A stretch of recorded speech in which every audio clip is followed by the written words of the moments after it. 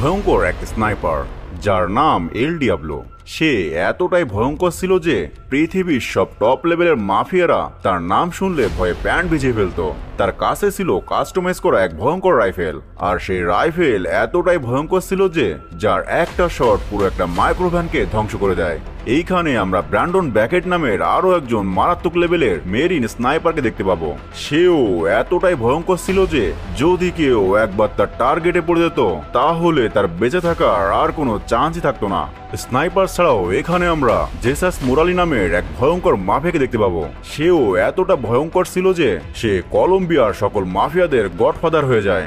এক সময় সে এতটাই হিংস্র হয়ে উঠেছিল যে আমেরিকার special operation agency DIA Brandon ব্যাকেটকে পাঠায় সেই মোরালিকে শেষ করে দেওয়ার জন্য। আর এই মিশনেই আপনারা দেখতে পারবেন স্নাইপার ভার্সেস স্নাইপারের মাথা ঘুরে যাওয়ার মতো ফাইট। তাই মন দিয়ে পুরো ভিডিওটি দেখুন। আর যারা এখনো আমাদের এই চ্যানেলটিকে সাবস্ক্রাইব করেননি দ্রুত চ্যানেলটিকে সাবস্ক্রাইব করে উপভোগ করতে থাকুন অসাধারণ এই মুভিটির এক্সপ্লেনেশন। মুভির শুরুতেই আমরা দেখতে পাই মেক্সিকোর এক ভয়ানক মাফিয়া দিয়াগো পাবলো তার হেভি সিকিউরিটি নিয়ে সে তার বাসার দিকে যাচ্ছে। এই সিকিউরিটি এতটাই স্ট্রং ছিল যে তার কাছে পৌঁছানো বলতে গেলে একেবারেই অসম্ভব। অন্যদিকে এক স্নাইপারকে দেখা যায় তার স্নাইপারের স্কিউব দিয়ে দিয়াগোর উপর নজর রাখছে। এরপর দিয়াগো যখন তার বাসায় ঢুকে বাথটাবে বসে মনে সুখে গোসল করতে থাকে, ঠিক তখনই সেই স্নাইপার মারাত্মক এক শট নিয়ে দিয়াগোর মাথার খুলি উড়িয়ে দেয়। আসলে দিয়াগোকে হত্যা করার জন্য এই স্নাইপারকে কেউ একজন সুপারি দিয়েছিল, কিন্তু কে সেই লোক এবং কেন তাকে হত্যা করলো, আর সেই সাথে কে এই ভূতের স্নাইপার যে কিনা এমন স্ট্রং সিকিউরিটিকে বুড়ো আঙ্গুল দেখিয়ে এক তুড়িতে সে মাফিয়ার মাথার খুলি উড়িয়ে দিল। এই সব কিছুই আমরা একটু পরে জানতে পারবো। পরের সিনে আমরা অর্থিংটন নামের এক মেরিন আর্মিকে দেখতে পাই। তাকে দেখা যায় সে খুব মারাত্মকভাবে আতঙ্কে রয়েছে। চোখে মুখে বিষণ্ণতার ভয়ের ছাপ নিয়ে শেষবারের মতো তার বন্ধুদের সাথে তোলা ছবিটি দেখে নেয়। আর এরপরেই টেবিল থেকে তার গান তুলে নিয়ে নিজের প্রাণ সে নিজেই নিয়ে নেয়। এই খবর পৌঁছে যায় তার বেস ক্যাম্পে, সেই সাথে তার সব থেকে কাছের বন্ধু ব্র্যান্ডন ব্যাকেটের কাছে। ব্র্যান্ডন ব্যাকেটকে দেখতে পায় তার সব থেকে কাছের বন্ধুর মৃত্যুতে সে খুব ভেঙে পড়েছে। এমন সময় সেখানে সে উপস্থিত হয় মেজর রিচার্ড। মেজর রিচার্ড ছিল একজন শার্পিং স্নাইপার, কিন্তু বর্তমানে সে দায়িত্ব পালন করছে ডিআইএর এক চিফ হিসেবে। মেজর রিচার্ড ব্র্যান্ডনকে বলে কলম্বিয়ায় সকল মাফিয়াদের গডফাদার জেসাস মোরালি ভয়াবহভাবে তার রাজত্ব করে তুলেছে, যার অপকর্ম লিস্ট এতটাই লম্বা যে তার কোনো হিসাবই নেই। সে ছিল একটা নরখাদক, তার খিদে পেলে সামনে যাকেই পায় তাকেই খেয়ে ফেলে। উপর থেকে অর্ডার এসেছে সেই মাফিয়াকে শেষ করে দেওয়ার জন্য। তাই আমি চাই তুমি যত দ্রুত সম্ভব কলম্বিয়ার স্পেশাল ফোর্সের সাথে জয়েন করে সেই মোরালির অধ্যায় খতম করো। মেজর রিচার্ড ব্র্যান্ডনকে জানায় অর্থিংটন মোরালির রাজত্ব শেষ করে দেওয়ার জন্য তার সম্পর্কে বেশ কিছু তথ্য সংগ্রহ করেছিল, আর মোরালি সেটা জানতে পেরে অর্থিংটনের পরিবারের উপর ব্যাপক পরিমাণে অত্যাচার শুরু করে। শেষমেশ অর্থিংটন তার পরিবারের জীবনের বিনিময়ে সব ডকুমেন্টস মোরালিকে ফিরে দিতে বাধ্য হয়। আর একজন সৎ আর্মি হয়েও নিজের এমন অপকর্ম সে কোনোভাবেই মেনে নিতে পারেনি, তাই সে আত্মহত্যা করে। আর এখন কলম্বিয়ায় ওই বগোটা শহরের পুরোটা জুড়েই মোরালির রাজত্ব চলে। এমনকি ছোট বড় গ্যাং সহ সেখানকার সকল আইনই তার কন্ট্রোলে চলে। এই সব কিছু শুনে ব্র্যান্ডনের মাথায় রক্ত উঠে যায়। সে জানায় এক শট নিয়ে মোরালিকে উপরে পাঠিয়ে দিবে, কিন্তু রিচার্ড জানায় বগোটায় ঢুকে সরাসরি অপারেশন করে তাকে হত্যা করা শুধু অসম্ভবই নয়, বরং সেইটা হবে মারাত্মক একটা বোকামি। তাই খুব ঠান্ডা মাথায় পরিকল্পনা করে তাকে শেষ করতে হবে। এরপর ব্র্যান্ডন দ্রুত সেই কলম্বিয়ার বগোটা শহরে চলে আসে। সেইখানে পৌঁছে ব্র্যান্ডন দেখতে পায় এই মিশন পরিচালনাকারী আর কেউই না, সে হলো তার বাবা টম ব্যাকেট। মেজর গার্জার নির্দেশে প্র্যাকটিক নামের এক অফিসার সেই মাফিয়া মোরালিসের ফাইলগুলো ব্র্যান্ডনকে এনে দেখাতে থাকে। এরপর মেজর মোরালিস সম্পর্কে বলতে থাকে। সে বলে পৃথিবীর যত অপকর্ম রয়েছে তার সবগুলোই এই কুখ্যাত মাফিয়া মোরালির পকেটে রয়েছে। 2006 সালে কোকেনের এক বিশাল চালান পাচারের অভিযোগে আমরা তাকে গ্রেপ্তার করেছিলাম, কিন্তু আমাদের উচিত ছিল তাকে গ্রেপ্তার না দেখিয়ে সেই দিনই তাকে মেরে ফেলা, কারণ সে 1 বছর পর জেল থেকে বের হয়ে সে এতটাই হিংস্র হয়ে উঠেছে যে তাকে যেই থামানোর চেষ্টা করেছে সেই তার প্রাণ হারিয়েছে। এমনকি তার লোকেশনও আজ পর্যন্ত কেউ জানতে পারেনি, কারণ সে এক জায়গায় এক রাতে বেশি কাটায় না। কিন্তু এইবার আমরা জানতে পেরেছি মোরালি আভাস্কা ফরেস্টের একটি সেফ হাউসে রয়েছে। এরপর প্র্যাকটিক জানায় এই মুরালির মারাত্মক লেভেলের এক শার্পিং স্নাইপার রয়েছে, যেই কিনা কিছুদিন আগে এইখানকার এক ভয়ঙ্কর মাফিয়া দিয়াগোকে এক শটেই তার মাথার খুলি উড়িয়ে দিয়েছিল। এমন সময় অপারেশন টিম লিডার কেট এসে সেখানে উপস্থিত হয়। কেট জানায় এই অপারেশনে দুইটা টিম আলাদা আলাদাভাবে লিড করা হবে। একদিকে তার টিম সেই মুরালির বাসায় ঢুকে রেড দিবে, আর অন্যদিকে ব্র্যান্ডন দূর থেকে তার স্নাইপার দিয়ে তাদের কাভার দিবে। ব্র্যান্ডন জানায় সে এই মিশন একাই পরিচালনা করতে চায়, কিন্তু কেট তাকে বলে এইটা শুধু পাগলামি নয়, বরং এইটা হবে মারাত্মক লেভেলের বোকামি, কারণ আজ পর্যন্ত টপ লেভেলের সব অফিসাররা তাকে ধরতে গিয়ে প্রাণ হারিয়েছে, আর তুমি তো ছোট বাচ্চা মাত্র। এইটা শুনে ব্র্যান্ডনের বাবা টম তো হেসেই বাঁচে না, কারণ সে তো জানে তার ছেলে ব্র্যান্ডন কি জিনিস। আজ পর্যন্ত রাঘব বোয়ালের মতো বড় বড় সব মাফিয়াকে তার ছেলে একাই উড়িয়ে দিয়েছে। এরপর সম্পূর্ণ মিশন সম্পর্কে ব্র্যান্ডনকে বুঝিয়ে তারা তাদের টিম নিয়ে চলে আসে মুরালি সেই সেভ হাউসের কাছে। গভীর জঙ্গলের ভেতর দিয়ে ব্র্যান্ডন তার এক্সপোর্টার প্র্যাকটিককে নিয়ে এবং কেটো মেজর গার্জা তার ভয়ানক স্পেশাল ফোর্সদের নিয়ে তারা দুই দল নিয়ে দুই দিক দিয়ে সামনে এগোতে থাকে। গাড়ি থেকে নেমে কেট তার কন্ট্রোলারে ড্রোন ভিউ মোড অ্যাক্টিভ করে মেজর গার্জাকে গুড লাক বলে তার সদস্যদের নিয়ে নিজের পজিশনে চলে যায়। আর অন্যদিকে মেজর গার্জা তার টিম নিয়ে ঘন জঙ্গলে নালাবে এগিয়ে যেতে থাকে সেই সেভ হাউসের দিকে। একবার তাদের চেহারার দিকে তাকিয়ে দেখুন, এরা দেখতেই যদি এতটা ভয়ঙ্কর হয় তাহলে ভেবে দেখুন এদের অপারেশন কতটা ভয়ঙ্কর হতে পারে। ব্র্যান্ডন তার স্নাইপার নিয়ে পজিশন নেয় মুরালির বাড়ির সামনের দিকটায়, আর প্র্যাকটিক তার বাইনোকুলার দিয়ে বাড়ির আশেপাশের পরিবেশ খুব ভালোভাবে পর্যবেক্ষণ করতে থাকে। ব্র্যান্ডন প্র্যাকটিকের কাছে দূরত্ব আর বাতাসের গতিবেগ জানতে চাইলে প্র্যাকটিক তার ম্যানোমিটার দিয়ে দূরত্ব আর বাতাসের গতিবেগ ক্যালকুলেশন করে জানিয়ে দিলে ব্র্যান্ডন এবার ওত পেতে বসে থাকে কেটের টিমের আসার অপেক্ষায়। অন্যদিকে হেডকোয়ার্টার থেকে টম ও চিফ অফিসার জন স্যামসন কেট এবং ব্র্যান্ডনের এই অপারেশন লাইভ মনিটরিং করতে থাকে। কেট তার টিম নিয়ে বাড়ির প্রায় কাছাকাছি পৌঁছে যায়। এরপর সে তার ড্রোন ভিউ থেকে বাড়ির আশেপাশে বা বাহিরে কাউকে দেখতে না পেয়ে সে তার টিম নিয়ে আরো সামনে এগিয়ে থাকে। এরপর যখন কেট সেই বাড়ির একদম কাছাকাছি চলে আসে আর তখনও যেহেতু কাউকে দেখতে না পায়, তাই সে অ্যাকশন নেওয়ার জন্য হেডকোয়ার্টারে থাকা টমের কাছে অর্ডার চাইলে টম তাদের অর্ডার দিয়ে দেয়। অর্ডার পর সাথে সাথে কেট সেই বাড়ির সামনে থাকা একটি গাড়ি পিছনে দিয়ে কাভার নেয়। ততক্ষণে মেজর গার্জা তার পুরো টিম নিয়ে পিছন দিক থেকে সম্পূর্ণ বাড়ি ঘিরে ফেললে কেটের টিমও সেই বাড়িতে গিয়ে উপস্থিত হয়। এরপর যখনই তারা সেই বাড়িটির ভেতরে প্রবেশ করে ঠিক সেই সময় সেইখানে ভয়ানক এক বিস্ফোরণ হলে সেই বাড়ি সহ মেজর গার্জার সম্পূর্ণ টিম একেবারে ছিন্নভিন্ন হয়ে যায়। কেট সেই গাড়িটির কাভারে থাকায় সে প্রাণে বেঁচে গেল। দূর থেকে তার টিমের এমন ভয়ানক অবস্থা দেখে সে একদম ভেঙে পড়ে। পরিবেশ শান্ত হলে সে মেজর গার্জাকে দেখতে পায়। মেজর যখনই উঠে দাঁড়ায় ঠিক তখনই কোথা থেকে যেন এক স্নাইপারের শট এসে লাগে মেজরের এক পায়ে। এইটা দেখে ব্র্যান্ডন বুঝে যায় এইখানে স্নাইপার আছে, কিন্তু সে সেই স্নাইপারের এক্সাক্ট লোকেশন কোনোভাবেই খুঁজে পায় না। এদিকে কেট বুঝতে পারে যদি সে মেজর গার্জাকে না বাঁচায় তাহলে সেই স্নাইপার তাকে মেরেই ফেলবে, তাই সে তার জীবনের মায়া ত্যাগ করে মেজর গার্জাকে নিয়ে গাড়ির কাভার আসতে থাকে। কিন্তু সেই স্নাইপার এইবার কেটকে টার্গেট করে আরো এক ভয়ানক শট নেয়, কিন্তু কেট তার আগেই সেখানে থাকা একটা ট্রাক্টরের কাভারে চলে আসলে সেই বুলেট গিয়ে লাগে কেটের পেছনে থাকা গার্জার টিমের এক সদস্যের মাথায়। আর এই স্নাইপারের শট এতটাই ভয়ঙ্কর ছিল যে এক শটেই তার মাথা একদম ভর্তা হয়ে যায়। তো বুঝতেই পারছেন কি ভয়ানক এই স্নাইপার আর কি পরিমাণ মারাত্মক হতে পারে সেই স্নাইপারের বুলেট। যাই হোক, এইবার যখন সেই স্নাইপার দ্বিতীয় শট নেয় তখন ব্র্যান্ডন তার লোকেশন পেয়ে যায়, আর সাথে সাথে সেই লোকেশনে এলোপাথারি শট নিলে সেই স্নাইপার সেখান থেকে পালিয়ে যায়। সম্পূর্ণ জায়গা এক মুহূর্তে নরকে পরিণত হয়।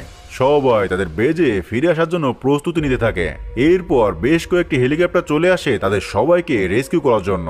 ব্র্যান্ডন এক মারাত্মক দৃষ্টি দিয়ে সেই স্নাইপারের পজিশনে তাকিয়ে থাকে। সে নিজের উপর এক ভয়ানক রাগে সেই জায়গাটা দেখতে থাকে, কারণ এই প্রথমবারের মতো কোনো স্নাইপার তার টার্গেট থেকে বাঁচতে পেরেছে। এরপর তারা যখন কোয়ার্টারে ফিরে আসে তখন জন তাদের উপর বেশ রেগে যায় এবং এই মিশনের এমন নড়বড়ে অবস্থার জন্য কেটের কাছে জবাব চায়, আর সেই সাথে তাদের এতগুলো সৈনিক মারা যাওয়ার জন্য কেটকে তিরস্কার করতে থাকে। তখন ব্র্যান্ডন দূর থেকে এই সকল কথাবার্তা এক নজরে পর্যবেক্ষণ করতে থাকে। টম জানায় এই মিশনে কারোরই কোনো দোষ নেই, বরং আমাদের ডিপার্টমেন্টের এমন কেউ আছে যে আমাদের সকল প্ল্যান আগে থেকেই মোরালিকে জানিয়ে দিচ্ছে। কারণ এই মিশনের প্ল্যান আমাদের টিমের বাইরে আর কেউই জানতো না, আর সেই স্নাইপার আর কেউই না, এটাই হলো সেই স্নাইপার যে মুরালির অর্ডারে সকল অপকর্ম করে থাকে। ব্র্যান্ডন বুঝতে পারে এই টিমের সাথে কাজ করা মানে নিজের জীবনকে ঝুঁকিতে ফেলা। যেখানে নিজেদের টিমের ভিতরেই কোনো মিল নেই, সেখানে বাইরের শত্রু তো এমনিতে সুযোগ নেবে। তাই সে সেখান থেকে চলে আসার সিদ্ধান্ত নেয়। কিন্তু তার বাবা টম বেকেট তাকে জানায়, আমি তোমাকে ছোটবেলা থেকে এমনভাবে তৈরি করিনি যে সামনে বিপদ দেখে তুমি পেছনে ফিরে যাবে, কিন্তু আজকে তুমি একটা স্নাইপারের ভয়ে এইভাবে পালিয়ে যাচ্ছ। টম তার ছেলে ব্র্যান্ডনকে অর্ডার করে সেই স্নাইপার ডিয়াবলোকে শেষ করার সাথে সাথে মোরালিকেও গ্রেপ্তার করতে, সেই সাথে তাদের মধ্যে থাকা সেই অফিসারকেও খুঁজে বের করতে হবে যে তাদের নাকের ডগা দিয়ে তাদের সবাইকে বোকা বানিয়ে সকল ইনফরমেশন মোরালিকে দিচ্ছিল। টমের এমন কথা শুনে ব্র্যান্ডন তার সিদ্ধান্ত পরিবর্তন করে আর এইবার উঠে পড়ে লেগে যায় মুরালি সহ সেই স্নাইপারের দফারফা করার জন্য। এইবার আমরা সেই স্নাইপার ডিয়াবলোকে দেখতে পাই। তার এক স্পাই তাকে কল করে জানায় ডিআইএ আমেরিকা থেকে এক নতুন স্নাইপার নিয়ে এসেছে যে খুবই ভয়ানক। এই নিউজ শুনে ডিয়াবলো বুঝে যায় যদি কালকে সে সেখানে আর কয়েক মিনিট থাকতো তাহলে সে নিজেই সেই স্নাইপারের বুলেটে উড়ে যেত। এরপর আমরা ব্র্যান্ডনকে দেখতে পাই সে তার বন্ধুর মেসেঞ্জারগুলো পড়তে থাকে যেগুলো সে সুইসাইড করার আগে ব্র্যান্ডনকে পাঠিয়েছিল। এমন সময় সেখানে কেট এসে তাকে জানায় গতকালকে রাতে তার সাথে তার বাবার সব কথাই সে শুনে ফেলেছে, তাই সেও চায় তাকে এই মিশনের সাথে নেওয়ার জন্য। কিন্তু ব্র্যান্ডন তাদের রাজি হয় না। সে জানায় সে একাই এই মিশন শেষ করবে আর এই বগোডা শহর মাফিয়া শূন্য করেই এরপর সে এখান থেকে ফিরে যাবে। কেট জানায় এই শহরে তুমি একেবারে নতুন, কিন্তু আমার এখানে অনেক স্পাই রয়েছে যারা এই মিশনে তোমাকে সাহায্য করতে পারবে। এই সব কিছু শুনে ব্র্যান্ডনও কেটকে তার সাথে নেওয়ার জন্য রাজি হয়ে যায়। এইবার ব্র্যান্ডন ডিয়াবলোর অ্যাক্টিভিটি কেটকে বোঝাতে থাকে। ব্র্যান্ডন বলে সেই দিন ডিয়াবলো দুইটা শট নিয়েছিল, একটি মেজর গার্জার পায়ে আর একটি তোমাকে লক্ষ্য করে শট নিয়েছিল, তাই এখন থেকে তুমিও সেই স্নাইপারের নজরদারিতে রয়েছ। এরপর সেইখান থেকে বেরিয়ে কেট একটি বারে আসে কার্লোস নামের একজন বিশ্বস্ত স্পাইয়ের সাথে দেখা করতে। সেইখানে এসে দাঁড়াতেই দুজন পাতি মাস্তান তাকে আইটেম গার্ল মনে করে তার সাথে ফ্লার্ট করতে থাকে। কেট চোখের পলকেই তাদের একজনকে মেরে অজ্ঞান করে ফেলে। কিছুক্ষণ পর সেইখানে কেটের সেই স্পাই কার্লোস চলে আসে। কার্লোস একজন চার্চের ফাদার হলেও আসলে সে পুলিশের স্পাই হিসেবে কাজ করে। কেট তাকে জানায় যেভাবেই হোক আমার এবার মুরালির এক্সাক্ট লোকেশন আর তার স্নাইপার ডিয়াবলোর ডিটেল চায়। ফাদার কার্লোস কেটের কাছে মাত্র 24 ঘন্টা সময় নিয়ে সেখান থেকে চলে যায়। অন্যদিকে আমরা ব্র্যান্ডনকে দেখতে পাই সেই স্নাইপারের বুলেট সম্পর্কে তথ্যের জন্য ইন্টারনেটে ঘাটাঘাটি করতে। এমন সময় প্র্যাকটিক তাকে জানায় দূরের বিল্ডিং থেকে একটি লেজার লাইট আমাদের কোয়ার্টারের দিকে এসে পড়েছে, হতে পারে এটা সেই স্নাইপারের লেজার। এইটা শুনে ব্র্যান্ডন তার স্নাইপার নিয়ে দ্রুত ছাদে চলে আসে। অন্যদিকে ডিয়াবলো ওত পেতে বসে রয়েছে ব্র্যান্ডনের অপেক্ষায়। ডিয়াবলো সন্দেহর বসে এখানে নজরদারি করতে থাকলেও এইবার সে আসলে ব্র্যান্ডনকে দেখতে পেলে সে ব্র্যান্ডনকে টার্গেট লক করে, কিন্তু এরই মধ্যেই ব্র্যান্ডনও ডিয়াবলোকে দেখতে পেয়ে যায়। ফাইনালি দুজন চিরশত্রু এই প্রথমবারের মতো একে অন্যের মুখোমুখি হয়, যেখানে কেউ কারো থেকে একটুও কম নয়। যাই হোক, ব্র্যান্ডন দ্রুত তার টার্গেট লক করে শট নেয় আর দ্রুত তার পজিশন থেকে সরে যায়। ডিয়াবলো বুঝতে পেরে সেও তার পজিশন থেকে সরে যায়, কিন্তু সাথে সাথে সে মারাত্মক এক শট নেয়। ডিয়াবলো ব্র্যান্ডনকে মাটিতে পড়ে থাকতে দেখে সে ভেবেই নেয় ব্র্যান্ডন মারা গিয়েছে, কিন্তু আসলে ব্র্যান্ডন তো মারা যায়নি। সে ডিয়াবলোকে বোকা বানানোর জন্যই এভাবে মারা যাওয়ার অ্যাক্টিং করছে। এরপর সকালবেলায় আমরা দেখতে পাই ব্র্যান্ডন সেই বুলেট যেটা ডিয়াবলো গত রাতে শুট করেছিল সেইটা দেয়াল থেকে বের করে, আর সেই বুলেট দেখে তার বাবা টমও ভ্যাবাচাকা খেয়ে যায় আর সে বলে এইটা বুলেট নাকি মিসাইল। এরপর সেটা মেজর রিচার্ডকে দেখালে সে ভিডিও কনফারেন্সের মধ্যে বলে এইটা একটা আধুনিক স্মার্ট বুলেট, এটা এমনই মারাত্মক যে এই বুলেট প্রতি সেকেন্ডে তার গতিপথ 31 বার পরিবর্তন করার ক্ষমতা রাখে, আর এই বুলেট একবার টার্গেট করে ফায়ার করলে অটোমেটিক সে তার টার্গেটে হিট করতে সক্ষম হয়। এই বুলেট একটা মিসাইল থেকে কম কিছু না, এইটাকে বলা হয় পৃথিবীর সব থেকে ভয়ঙ্কর বুলেট। এরপর মেজর রিচার্ড ব্র্যান্ডনকে জিজ্ঞাসা করে এই বুলেট তুমি কোথায় পেলে। ব্র্যান্ডন তখন তাকে গতকাল রাতের ঘটনা জানালে সে বলে তোমাকে সেই স্নাইপারের সাথে মোকাবেলা করতে হলে তোমাকেও সেই ধরনের বুলেট ব্যবহার করতে হবে, না হলে সে এক শটেই তোমার মাথার খুলি উড়িয়ে দেবে। পরের সিনে আমরা দেখতে পাই মুরালি তার শেল্টারে বসে লাল পানি খাচ্ছিল। ঠিক তখনই তার কাছে ডিয়াবলোর কল আসে। তাই সে সেখান থেকে উঠে তার চেম্বারে এসে কল রিসিভ করে দেখতে পায় ডিয়াবলো তার টেবিলে পা রেখে তার দিকে গান টার্গেট করে তার চেয়ারে বসে আছে। ডিয়াবলো তাকে বলে, আমার বাকি টাকাগুলো আমাকে পরিশোধ করে দাও। আর এই শহরে যে নতুন স্নাইপার এসেছিল আমি তাকে গতকাল রাতেই মেরে ফেলেছি, তাই আমার পেমেন্ট ডাবল দিতে হবে। এইটা শুনে মুরালি তাকে বলে, আগে নিজেকে বাঁচিয়ে রাখ, তারপর না হয় তাকে মারিস। এই স্নাইপার যেন তেন কোনো স্নাইপার নয় যে তুই তাকে এত সহজে মেরে ফেলবি। তার নাম ব্রান্ডন প্যাকেট। এই পর্যন্ত পৃথিবীর কুখ্যাত 3 জন মাফিয়াকে সেই একাই খেয়ে দিয়েছে। ইতিমধ্যে তুইও তার টার্গেটে পড়ে গেছিস, তাই জান বাঁচাতে চাইলে তুই দ্রুত দেশ ছেড়ে চলে যা। এইটা বলে মুরালি সেখান থেকে চলে যায়। এই সব কিছু শুনে ডিয়াবলো বুঝতে পারে তাকে টিকে থাকতে হলে আগে সেই স্নাইপারের আশেপাশে মানুষদের খতম করতে হবে, তারপর সেই স্নাইপারের কাছে পৌঁছাতে হবে। পরের সিনে আমরা ব্রান্ডন ও কেটকে দেখতে পাই। তারা মুরালি এবং ডিয়াবলো তথ্য জানার জন্য ফাদার কার্লোসের সাথে দেখা করতে তার কাছে যাচ্ছিল, কিন্তু পথিমধ্যে ফাদার ফোন করে জানায় আপাতত মুরালির কোনো লোকেশন পাওয়া যায়নি, কিন্তু সেই স্নাইপার ডিয়াবলোর গার্লফ্রেন্ডের ঠিকানা পাওয়া গেছে। তাই তোমরা যদি সেই স্নাইপারের কাছে পৌঁছাতে পারো তাহলে তোমরা মুরালির ঠিকানাও পেয়ে যাবে। কার্লোস তাকে সেই মেল লোকেশন মেসেজ করে জানিয়ে দেয়। আর ঠিক সেই মুহূর্তে একটা লরি এসে সজোরে ধাক্কা মারে তাদের গাড়ির উপর, আর সেই সাথে সেই লরি থেকে বেশ কিছু সন্ত্রাসী বের হয়ে তাদের উপর এলোপাথাড়ি ফায়ারিং করতে থাকে। ব্রান্ডন গাড়ি থেকে বেরিয়ে তাদের সবগুলোকে একে একে উপরে পাঠাতে থাকে। সবাইকে খতম করে ব্রান্ডন দেখতে পায় কেট সেখানে নেই। সে গাড়িতে থাকা কেটের ফোন থেকে সেই লোকেশন দেখতে পেয়ে ব্রান্ডন বুঝে যায় কেট আসলে সেই মেয়েটির কাছে গেছে। তাই ব্রান্ডন দ্রুত সেখানে যাওয়ার জন্য বেরিয়ে পড়ে, কারণ কেট যেখানে গিয়েছে সেইটা আসলে কোনো শহর নয়, সেইটা হলো সন্ত্রাসীদের আঁতুড়ঘর। এরপর কেট যখন সেই শহরে পৌঁছায় তখন সে দেখতে পায় সেইখানকার সকল সন্ত্রাসীরা তার পিছু করতে শুরু করেছে।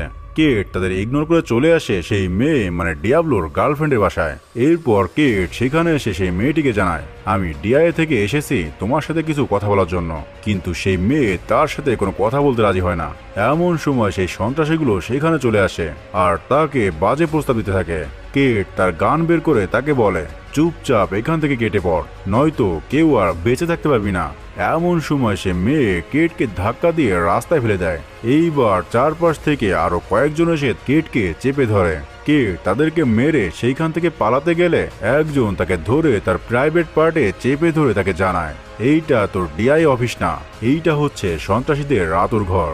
এমন সময় সেখানে ব্রান্ডন চলে আসে আর একে একে সবাইকে হেডশট দিয়ে সবাইকে উপরে পাঠিয়ে দেয়। সবাইকে খতম করলেও একজন সেইখান থেকে পালিয়ে যেতে সক্ষম হয়।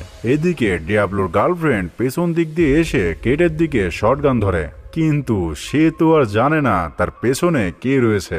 ব্রান্ডন তার পেছন দিক দিয়ে এসে তাকে গান পয়েন্টে নিয়ে তাকে হোস্টেস বানিয়ে ফেলে। তখন কেট তার মাথার খুলি উড়িয়ে দিতে চাইলে ব্রান্ডন তাকে বারণ করে বলে, একে বাঁচিয়ে রাখা খুবই জরুরি, এর থেকে আরো আমরা অনেক তথ্য জানতে পারবো। কেট তার লকেটের মধ্যে তার আর ডিয়াবলো ছবি দেখতে পায়। ব্রান্ডন হেডকোয়ার্টারে কল করে সেই ছবিটি পাঠায় বিস্তারিত জানার জন্য। ব্রান্ডন আরো জানায়, আমরা যেখানে যাচ্ছি আমাদের সেখানে হামলা হচ্ছে, হয়তো আমাদের মধ্যেরই কেউ সব খবর লিক করছে, তাই এখন থেকে আমাদের মধ্যে আর কখনোই ফোনে যোগাযোগ হবে না এবং আমাদের লোকেশনও জানানো হবে না। এরপর তারা সেখান থেকে বেরিয়ে ফাদার কার্লোসের সাথে দেখা করে। ব্রান্ডন কার্লোসকে জিজ্ঞাসা করে তারা মুরালিকে কিভাবে ধরতে পারবে। কার্লোস তখন বলে, বড় বড় ব্যবসায়ী, মন্ত্রী, মিনিস্টার সহ ছোট বড় সকল গ্যাং তার হয়ে কাজ করে, তাই তাকে ধরা বলতে গেলে একেবারে অসম্ভব। কিন্তু তোমরা যদি মুরালির লোককে মারতে পারো তাহলে মুরালি হয়তো কোনো একটা ভুল পদক্ষেপ নিবে, আর এর ফলেই তোমরা মুরালির কাছে পৌঁছাতে পারবে। প্ল্যান অনুযায়ী ব্রান্ডন মুরালির সকল লোকদের খুঁজে খুঁজে একে একে হেডশট দিয়ে উপরে পাঠাতে থাকে।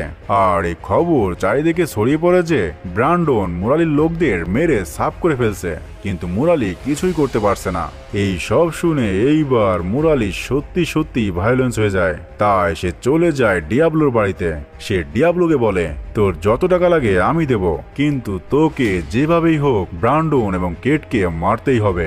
সে ডিয়াবলোকে নগদ $5 মিলিয়ন দিয়ে দ্রুত কাজটা শেষ করতে বলে সেখান থেকে চলে যায়। অন্যদিকে কেট এসে ব্র্যান্ডনকে জানায় যে ফাদার কার্লোসের আজকে সকল ইনফরমেশন দেওয়ার কথা ছিল, কিন্তু সারাদিন তার কোনো খোঁজই পাওয়া যায়নি। তখন ব্র্যান্ডন বলে মনে হচ্ছে কোনো বিপদ হয়েছে।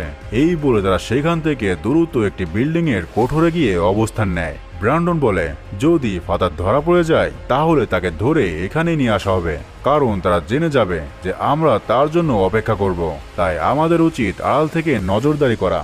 এরপর ব্র্যান্ডন তার স্নাইপার দিয়ে চারপাশে পর্যবেক্ষণ করতে থাকে।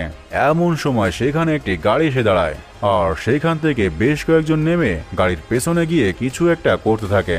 এরপর সেই গাড়িটি যখন সেখান থেকে চলে যায়, এইবার তারা দেখতে পায় তারা সেখানে ফাদার কার্লোসকে ফাঁসিতে ঝুলিয়ে দিয়েছে। এইটা দেখে কেট তাকে বাঁচানোর জন্য যেতে গেলে ব্র্যান্ডন তাকে বাধা দিয়ে বলে এইটা একটা ট্র্যাপ মাত্র, এখানে আশেপাশে কোথাও সেই স্নাইপার ডিয়াবলো ওত পেতে রয়েছে। তুমি যদি তাকে বাঁচাতে যাও তাহলে সে কার্লোসের সাথে সাথে তোমার মাথার খুলিও উড়িয়ে দিবে। কেট তাকে অনুরোধ করে দ্রুত কিছু একটা করার জন্য, কারণ এইভাবে আর কিছুক্ষণ থাকলে ফাদার মারা যাবে। এইবার ব্র্যান্ডন শট নেয় ফাদার কার্লোসকে ঝোলানো সেই দড়ির উপর। সেই শটে দড়ি না ছিঁড়লে সে আবারও একটা শট নিয়ে সেই দড়িটা পুরোপুরি ছিঁড়তে সক্ষম হয়। এরই মধ্যে দূর থেকে উৎপেতে থাকা ডিয়াবলো ব্র্যান্ডনের লোকেশন পেয়ে যায়, আর সাথে সাথে সেই লোকেশনে এলোপাথাড়ি শট নিয়ে থাকে। কিন্তু ভাগ্য ভালো থাকায় ব্র্যান্ডন এবং কেট সেইখান থেকে সরে যেতে সক্ষম হয়। এরপর ডিয়াবলো কার্লোসকে টার্গেট করে আর এক শটে তাকে মেরে ফেলে। ফাদারের এরকম মৃত্যু দেখে কেট মেন্টালি ভেঙে পড়ে, কারণ ফাদার কার্লোস একজন স্পাই হলেও সে ছিল তার বাবার মতো। কার্লোসের ফিউনারেলে ব্র্যান্ডন এবং কেট সহ পুরো শহরে মানুষ জড়ো হয়। ব্র্যান্ডন সেইখানে সেই সন্ত্রাসীদের একজনকে দেখতে পায় যে কিনা সেদিন পালিয়ে গিয়েছিল। সেও ব্র্যান্ডনকে দেখে দৌড়ে পালাতে থাকে। ব্র্যান্ডন তাকে ধরতে তার পিছু দৌড়াতে থাকে। এক পর্যায়ে ব্র্যান্ডন তাকে ধরে ফেলে। ব্র্যান্ডন তাকে বলে মুরালি তোমাদের ফাদারকে মেরে ফেলেছে, তাই মুরালি এখন কোথায় আছে আমাকে বলো।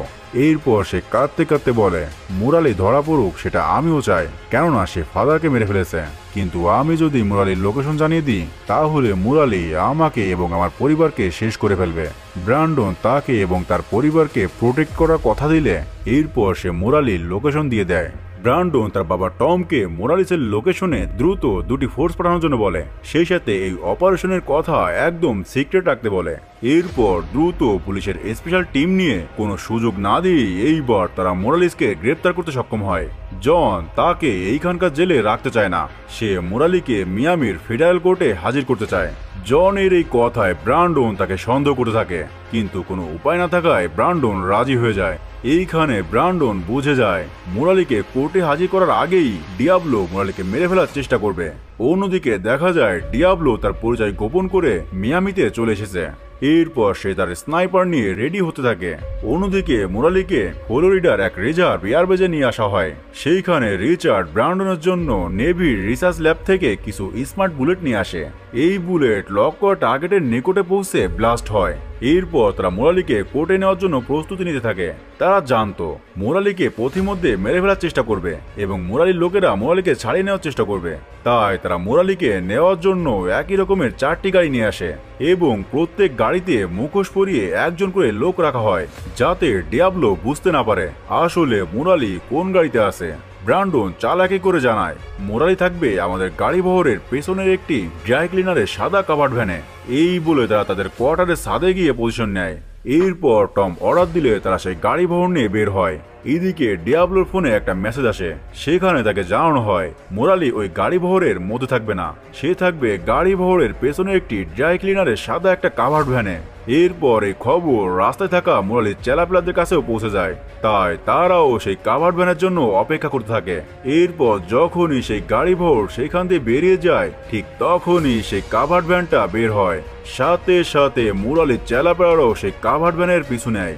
যখনই সেই কাভার্ড ভ্যান ডিয়াবলোর রেঞ্জের ভিতরে চলে আসে, ঠিক তখনই ডিয়াবলো সেই কাভার্ড ভ্যানে মারাত্মক একটা শট নেয়। ফলে এক শটেই সেই কাভার্ড ভ্যান খেলনা গাড়ির মতো একদম ছিন্ন ভিন্ন হয়ে যায়।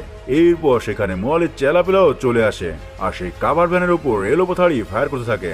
তখন মেজর রিচার্ড শুট করে একে একে তাদের সবাইকে উপরে পাঠাতে থাকে। ডিয়াবলো দেখতে পায় কোথা থেকে যেন কেউ শুট করে তাদের চেলাপলাদের পাখির মতো মেরে ফেলছে। আসলে রিচার্ড সূর্যের আলোতে থাকায় ডিয়াবলো তার ফায়ারের ফ্ল্যাট দেখতে পাচ্ছিল না। তাই এইবার সে আরো এক শট নেয় সেই কাভার্ড ভ্যান সহ মুরালিকে চিরতরে শেষ করে দেওয়ার জন্য। আর এটাই ছিল তার জীবনের সব থেকে মারাত্মক একটা ভুল। তার এই দ্বিতীয় শট নেওয়ার সাথে সাথেই ব্র্যান্ডো তার লোকেশন পেয়ে যায়। সে কেটের কাছে দূরত্ব জানতে চাইলে কেট তাকে দূরত্ব বলে দেয়। তবে কেট বলে দূরত্ব অনেক বেশি হয়, আমি তাকে দেখতে পাচ্ছি না। কিন্তু ব্র্যান্ডন তো আর কোনো যেনতেন স্নাইপার না। সে তার অসামান্য দক্ষতায় মারাত্মক এক শট নিয়ে ডিয়াবলোর মাথা পুরো ভর্তা করে দেয়। এইটা দেখে কেট পুরাই থ বনে যায়। আর অবশেষে এই ভয়ঙ্কর স্নাইপারের অধ্যায় এখানে শেষ হয়। এমন সময় জন দেখতে পায় আসলে সেই সাদা কাভার্ড ভ্যান ছিল একটি রিমোট কন্ট্রোলার গাড়ি, যেখানে কোনো মানুষই ছিল না। এইবার মেজর রিচার্ড জনকে গান পয়েন্টে নিয়ে নেয়। ব্র্যান্ডন বলে, তুই কি ভেবেছিস মোরালিসকে আমি এভাবে পাঠাবো? মোরালিকে তো আমি সেই প্রথমেই পাঠিয়ে দিয়েছি। এত কিছু ছিল শুধু তোকে ধরার জন্য। তোর সকল মেসেজের কপি আমাদের টিম ডিটেক্ট করে ফেলেছে, যেগুলো তুই এতদিন ধরে মোরালিকে এবং ডিয়াবলোকে পাঠাচ্ছিলিস। এইসব শুনে জন তো পুরাই টাসকি খেয়ে যায়। এরপর জনকে গ্রেপ্তার করে জেলে পাঠানো হয়। আর একদম শেষে বাবা ছেলের এই ইমোশনাল সিনের মধ্য দিয়েই মুভিটি এখানে শেষ হয়ে যায়। ভিডিওটি ভালো লাগলো না খারাপ লাগলো তা অবশ্যই আমাকে কমেন্ট করে জানাবেন। আর সেই সাথে যারা এখনো আমাদের চ্যানেলটিকে সাবস্ক্রাইব করেননি দ্রুত চ্যানেলটিকে সাবস্ক্রাইব করে দিন। সবাই ভালো থাকবেন, সুস্থ থাকবেন। আল্লাহ হাফেজ।